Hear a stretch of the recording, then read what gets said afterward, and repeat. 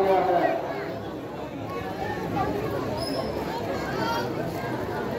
तो आप आज्ञा देते हैं कि रामचंद्र जी का विवाह संस्कार किया जाए। मैं क्या, धर्म शास्त्र भी यही कहता है कि ब्रह्म कार्य जब पूरा हो जाए तो विवाह होना ही चाहिए। इसमें बुराई नहीं है। रामचंद्र जी का विवाह होना ही चाहिए।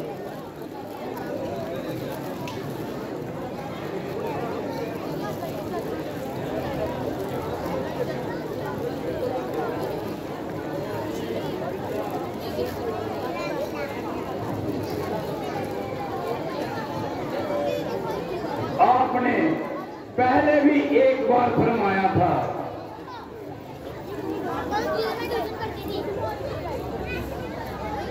कि मनुष्य का जीवन एक 2 मंजिला मकान है जिसमें ब्रह्मचारी बुनियाद के समान है, जिसको कारीगर ने कर छोड़ा अगर पक्का तो फिर उसको हिला सकता नहीं भूचाल का धक्का। महाराज की जय हो। महाराज सारे तेजस्वी महात्मा की दरवाजे बना रहे हैं। वह कौन है? वह कहते हैं कि मैं गांधी का पुत्र विश्वामित्र हूँ। गांधी का पुत्र विश्वामित्र, सत्कार पूर्वक भेजो। नहीं, ठहरो, उनकी अगवानी के लिए मैं स्वयं चलता हूं।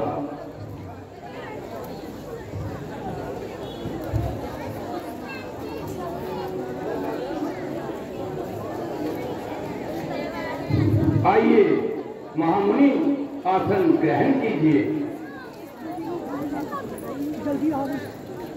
कहो राजन, आपके सप्तचुंबी संकुचित तो है, आपकी दया से प्रजा तो आपसे संतुष्ट है। ईश्वर की कृपा से। क्यों न हो, यहाँ वशिष्ठ जी जैसे महाराज केवल वेद वेता धर्म गुरु मौजूद हो, वहाँ प्रजा को संतोष नहीं, यह असंभव है। आपके पधारने से मुझे आनंद प्राप्त हुआ कि मानो किसी भूखे को भोजन मिल गया हो सोने की थाली में। दिया परमात्मा ने पुत्र मानो गोद खाली में। मिला किस्मत से खस्ता हाल को जड़ खस्ता हाली में। बरखा बरसाई है बादलों ने गोया खुशखुशाली में।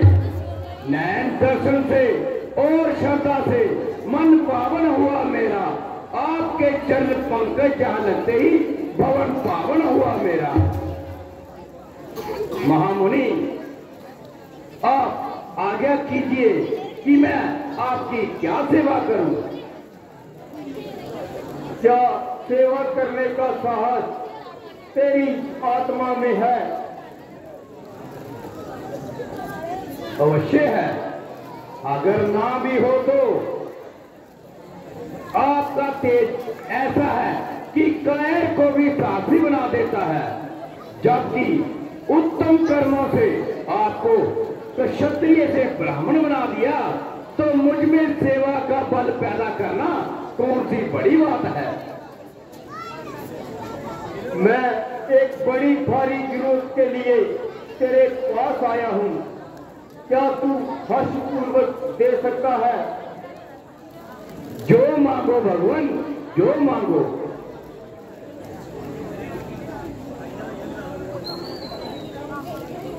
रिद्धि सिद्धि सब आपकी दासियां हैं। ये जो जरूरत के बहाने मेरे पास आना है, केवल मेरा मान बढ़ाना है। विपेंद्र, आज्ञा कीजिए कि मैं आपकी क्या सेवा करूं। मैं तुझसे कहिए, कहिए भगवान, कहिए। संकोच क्या है? दुनिया में कोई भी बड़े से बड़ा काम ऐसा नहीं जिसे आप ना कर सके और आपकी मर्जी से मैं ना कर सकूं, तो फिर रुकावट क्या है? मैं एक नजर काम को देखता हूँ और एक नजर तेरे हृदय को। आप अधिक से अधिक मेरा राज मांग लेंगे या मेरे प्राण मांग लेंगे, मुझे इन दोनों में से देने में कोई इनकार नहीं। शायद नहीं, जे मुझसे एक उत्तम पुरुष के पास जाएंगे, दूसरा आपके काम आएंगे, तो मुक्ति का आनंद प्राप्त करेंगे। धन्य हो राजा, ये रघुकुल वालों के ही विचार हैं, जो उनके मुख से ऐसे शब्द निकलते हैं और इन शब्दों का पास भी करना है। वचन दो। वचन? ये वचन क्या चीज है? तो क्षत्रिय का प्रचंड है, उसके मुख से जो बात निकली वही सौगंध है। तो सुन, तूने सुबाहु और मरीच का नाम तो सुना ही होगा। हाँ हाँ, वही मारीच, तारका राक्षसी का बेटा। हाँ हाँ, वही तारका राक्षसी का बेटा। उसी ने रावण के कहने पर मेरे कई यज्ञ विध्वंस कर दिए हैं। किस तरह? जिस समय यज्ञ संपूर्ण होने को आता है, राक्षस मांस, हड्डियां और रुधिर वेदी पर बरसाते हैं और उसके उपद्रव से मैं अत्यंत घबरा गया हूँ। उसी का सताया हुआ तेरे सामने भिक्षा के हाथ फैला रहा हूँ।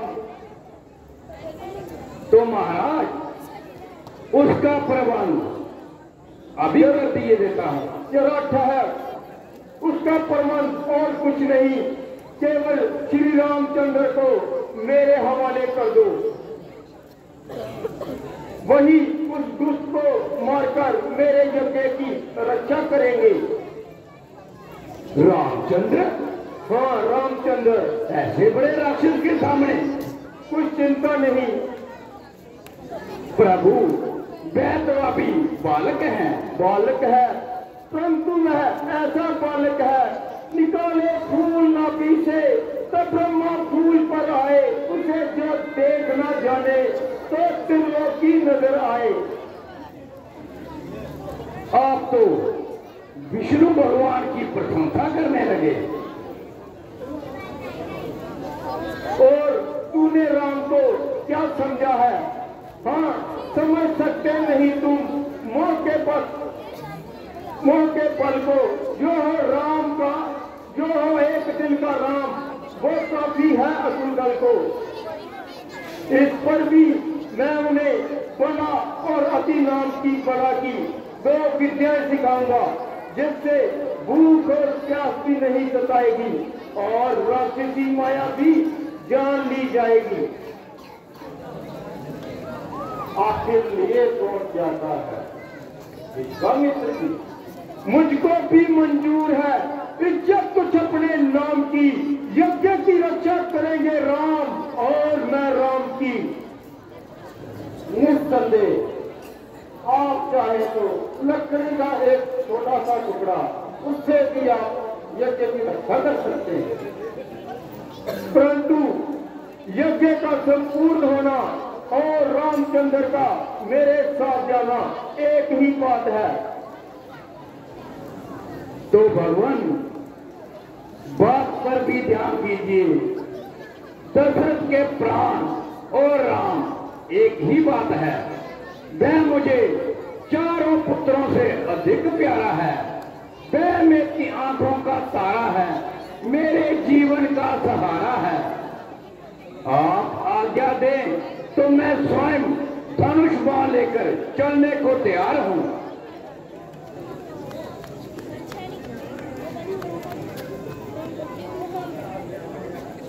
विराजे आप बेटी पर निडर में खोप के खटके, नहीं मार रीत की शक्ति किया कर पास भी फटके। गिर जाएगा, फिर धड़ से अलग करके उधेड़ेंगे असुर की लाश को, सब जी मरगट के। यह ठीक है, परंतु राजन, तुम तो बड़ी बड़ी लड़ाइयों में फतेह पा चुके हो, संसार में कीर्ति बढ़ा चुके हो। अब समय आ गया है कि तेजस्वी राम लक्ष्मण के हाथों से वह कार्य हो कि संसार में उनका नाम हो। मैं जानता हूं कि मारीच और सुबाहु राम के सिवा किसी से जीतने के योग्य नहीं, इसलिए निस्संदेह छोड़कर उन्हें केवल 10 रोज के लिए मेरे हवाले कर दो। आश्चर्य की बात है, एक अनुभवी लड़ाई के योद्धाओं के नायक विश्वास नहीं, और छोटे छोटे नादान बालकों पर इतना विश्वास। हमने माना हर तरह से छोटे हैं न सरकार से, काम नस्तर का निकल सकता नहीं तलवार से। क्यों नहीं निकल सकता? आप जिस प्रकार की भी मदद चाहें मांग लें, परंतु राम सावधान सावधान राजेंद्र सावधान। क्या राम को देने से इनकार है? सेवक इस सेवा में लाचार है। शर्म की बात है, एक इक्ष्वाकु राजा की प्रतिज्ञा भंग करते हुए लज्जा नहीं आती? क्या जरा सी देर में भूल गया कि ये सौगंध है, छंद है या तेरी? ऐसे मिथ्या बोलने वाले से घबराता हूं मैं। तू बचन से फिर के खुश हो, ले चला जाता हूं मैं। ठहरिए ठहरिए विश्वामित्र जी, ठहरिए। मैं जानता हूं इस समय दोनों पक्ष निर्दोष हैं। आप संसार में उपकार करने वाले हैं। ठहरिए, मैं राजन को समझाता हूं। आशा है कि राम लक्ष्मण को आपके संग भेज देंगे, वरना धर्म की हानि होगी, देव कार्य की हानि होगी। यदि ऐसा हुआ तो सब कार्य बिगड़ जाएंगे। राजन जी गुरु महाराज, और राम लक्ष्मण को विश्वामित्र जी के साथ भेजने में क्यों डरते हो? माना कि सुबाहु और मारी बहुत बड़े राक्षस हैं, परंतु राम लक्ष्मण भी शेर के बच्चे हैं। अपने वचन का ध्यान करते हुए मुनि महाराज पर विश्वास करो। इनकी शक्ति और राम लक्ष्मण जी की शक्ति पर विश्वास करो। मैं भी तुम्हें आज्ञा देता हूं कि राम लक्ष्मण को इनके साथ भेजो और कोई संकोच ना करो। आप आज्ञा देते हैं तो इसमें जरूर कुछ ना कुछ भेद है। हाँ, पहले मैंने इनकार किया, उसका मुझे खेद है। हाँ, राम जाए और विश्वामित्र ले जाए कहीं, मौत का हो सामना तो भी कोई शंका नहीं। तो बस उठ गया, मेरी बुद्धि पर पड़ा हुआ पर्दा उठ गया। ब्राह्मण, मुझे क्षमा कीजिए, मैंने आपका हुक्म नहीं माना और राम को नहीं पहचाना।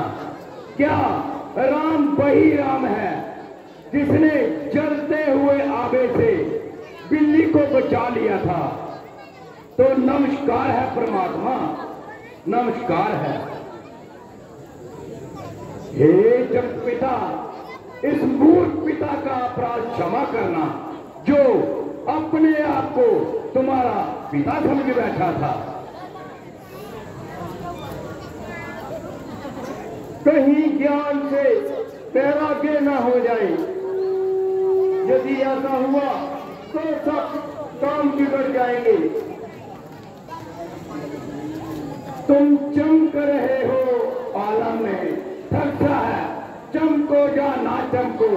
दशरथ के चमकाने को दशरथ की गोद में आ चमके। अच्छा, तो मैं राम लक्ष्मण जी को लाता हूं और विश्वामित्र जी के कलेजे से लगाता हूं। मंत्री जी, आप शीघ्र जाएं और राम लक्ष्मण जी को साथ में लेके आए। विश्वामित्र जी, आप आसन ग्रहण करें।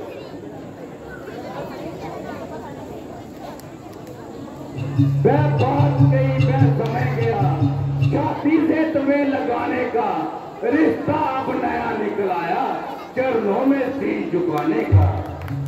ले जाइए, किसे ले जाइए, क्या वह वहां नहीं? राम राम जय राजा राम, राम राम जय सीता राम, राम राम जय राजा राम, राम राम जय सीता राम, राम राम जय राजा राम, राम राम जय सीता राम, राम। पूरे मंडल को नमस्कार।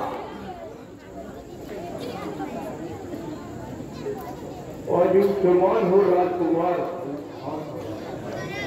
जगत को पूजे, हमको पूजता है, मानकर लीला।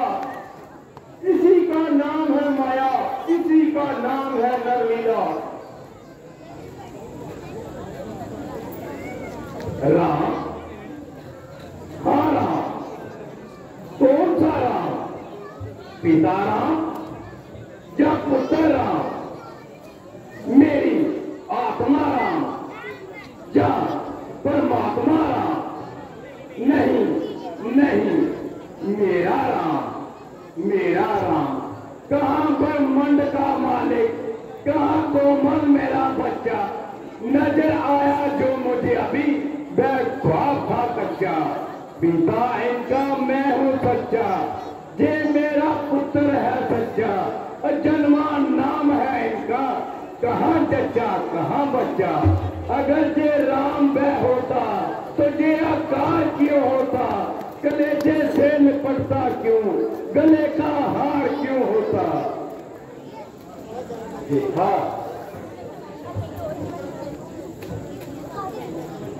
ध्यान उनके सुनते ही बेटों की बारी निखर गया। ध्यान और वह राज्य पर पल भर में पानी फिर गया। देखना महाराज, मेरे राम की रक्षा। तुम निश्चिंत रहो राजन। बेटा राम, तुम मुनि विश्वामित्र जी के साथ जाओ। जो आज्ञा पिताजी। पिताजी महाराज, मुझे भी भाई के साथ जाने की आज्ञा दीजिए। ठीक है, इससे आपको भी संतोष रहेगा और राम को राक्षसों का वध करने में रोक दिए। अच्छा, तुम भी जाओ। मैं खुश हूं कि तुम वहां जाने से डरते नहीं हो। पिताजी, डर का भला हमसे क्या संबंध है? हमें कुछ नहीं मालूम आपस की बला क्या है। सतत सुनते हैं इतना ही, पिता की आज्ञा क्या है। जीते रहो, बस तुम जीते रहो। जो बच्चे लाड और प्यार से पलकर बड़े होते हैं, जब उन्हीं के पास भटकता है। फिर हमारी ढाल कैसी जबरदस्त है कि हो सकता नहीं कोई चाहे अपन के धन से, ना हो